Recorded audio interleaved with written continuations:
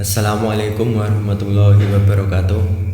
Bismillahirrahmanirrahim. Alhamdulillah, assalatu wassalamu ala rasulillah Sayyidina Muhammad ibni Abdillah wa ala alihi washabihi wa mawalah. Pemirsa yang insya Allah dirahmati Allah subhanahu wa ta'ala, ibadah puasa yang secara fisik adalah berlapar-lapar dan haus serta menjauhi hubungan suami istri dan hal lain yang membatalkan puasa dari fajar hingga terbenam matahari. Artinya secara fisik puasa tentu terasa berat karena ibadah puasa adalah bentuk pembebanan hukum taklif. Oleh karena itu, hamba yang dibebani adalah hamba yang cakap untuk melakukan perbuatan hukum mukallaf. Yang menarik adalah bahwa dengan menjalankan ibadah puasa, selain akan mendapatkan kualitas keberagamaan pada derajat orang yang bertakwa, muttaqin, kadang disebut sebagai predikat orang yang bertakwa, yang bagi seorang musafir yang menempuh perjalanan panjang yang nyaris tak berujung merupakan bekal yang terbaik, khairuz zad, dalam menghadapi personan agung, menghadap ilahi Rabbi. Rasulullah Shallallahu Alaihi Wasallam menjelaskan dalam hadis qudsi bahwa orang yang berpuasa akan mendapatkan dua kegembiraan saat berbuka puasa dan kegembiraan saat berjumpa dengan Tuhannya. Hadis riwayat dari Abu Hurairah. Kegembiraan berbuka puasa secara langsung dapat dirasakan ketika berbuka puasa setiap maghrib datang. Karena begitu, adzan maghrib dikumandangkan, kegembiraan itu akan membuncah. Alhamdulillah. Tentu ini tidak pernah dirasakan oleh orang-orang yang tidak berpuasa. Lalu bagaimana sesungguhnya gembira dan bahagia itu? Mari kita renungkan bersama analogi di bawah ini.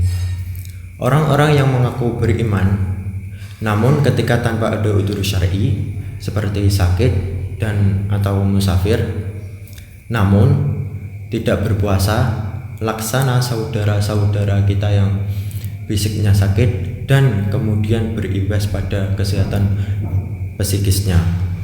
Meskipun oleh saudara, teman, dan handai tolannya membesuknya dan dibawakan buah tangan berupa buah dan kue yang paling mahal dan lezat sekalipun, karena sedang sakit maka ia tidak dapat merasakan enaknya buah tangan yang diterimanya. Dalam Kamus Besar Bahasa Indonesia, gembira artinya adalah suka, bahagia, bangga, senang, dan bersukacita. Dalam bahasa Arab, gembira digunakan kata faroha, farhan. Berbeda dengan bahagia yang digunakan kata sa'adah. Kata bahagia dalam KBBI artinya keadaan atau perasaan senang dan tentram, bebas dari segala yang menyusahkan. Sementara kebahagiaan adalah kesenangan, ketentraman hidup lahir batin, keberuntungan, dan kemujuran yang bersifat lahir batin. Contoh, kehadiran bayi itu membawakan kebahagiaan dalam rumah tangganya. Contoh lain lagi, saling pengertian antara suami dan istri akan membawa kebahagiaan dalam rumah tangganya. Ada yang mengartikan seperti Thomas Aquinas bahwa bahagia adalah ketika manusia memandang ilahi sebagai kebahagiaan tertinggi. Kontemplasi. Manusia akan menemukan kebahagiaan sepenuhnya ketika ia sudah meninggalkan dunia fana dan menghadap ilahi. Ini sesungguhnya hampir sama dengan pandangan Imam Abu Hamid Al-Ghazali.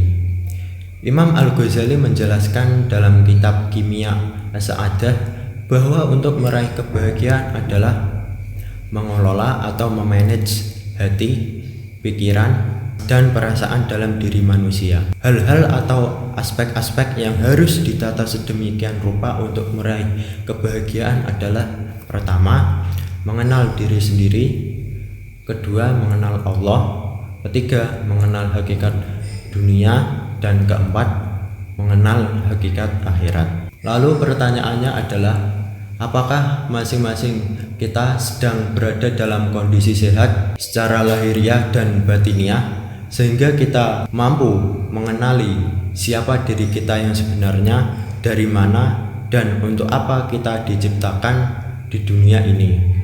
Apakah kita sudah benar sudah mengenali tugas dan amanah kekhalifahan Allah di muka bumi ini? Apakah kita sudah mengenal Allah dalam arti yang sesungguhnya? Dunia adalah mazratul akhirat, lahan akhirat. Karena itu kita hidup di dunia ini diharuskan untuk mempersiapkan diri sebaik-baiknya. Kita diperintahkan bekerja keras dalam urusan dunia dengan niat ibadah seakan-akan kita akan hidup selamanya. Demikian juga untuk urusan akhirat, kita harus serius seakan-akan kita akan mati hari esok. Karena itu, sambil belajar terus dan berusaha untuk meraih kebahagiaan, kita perlu menyehatkan jiwa, pikiran, hati, dan jasmani kita, sehingga kita mampu meraih kebahagiaan sebagaimana yang dirumuskan Imam Al-Ghazali dalam Kimia Kebahagiaan. Kita berusaha melalui proses takhalli, mengosongkan, dan tahalli, menghiasi. Yakni pertama, mendidik jiwa dengan cara menjauhi keburukan dan mensucikannya darinya, mengosongkan diri dari keburukan. Dan kedua, menggapai keutamaan dan meraih kebahagiaan dan menghiasi jiwa dengan senantiasa beramal kebajikan.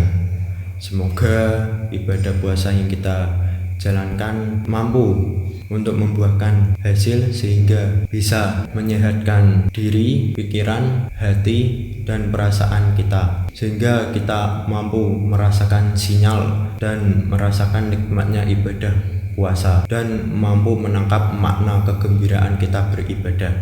Semoga bisa menjadi bagian dari kredit poin untuk bisa mendapatkan kebahagiaan yang sejati. Amin ya robbal alamin. Sekian dari saya. Apabila ada tutur kata yang kurang berkenan dan membingungkan, saya mohon maaf. Allahu a'lam. Akhirul kalam. Wassalamualaikum warahmatullahi wabarakatuh.